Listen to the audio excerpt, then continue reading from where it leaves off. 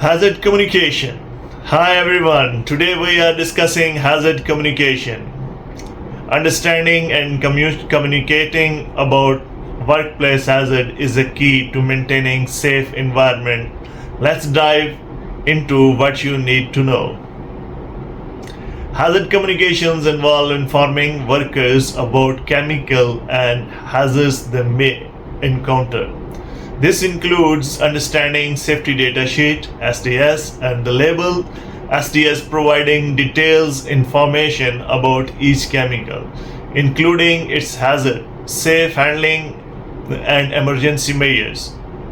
Labels and chemical containers use standardized symbols and words to convey hazard information. For example, skull and crossbones, including toxic substances.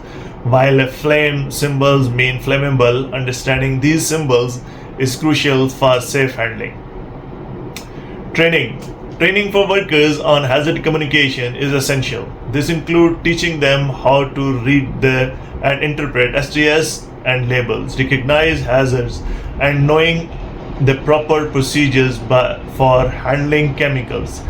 Regular updates and refreshers are important to keep everyone informed.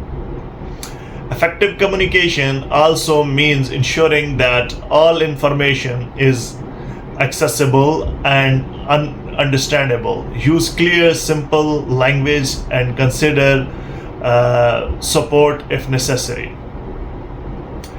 In conclusion, hazard communication is a critical part of workplace safety. Make sure you understand and can interpret SDS and labels, and always follow proper procedure when handling chemicals. Thanks for watching. Please like, share, and subscribe for more safety tips.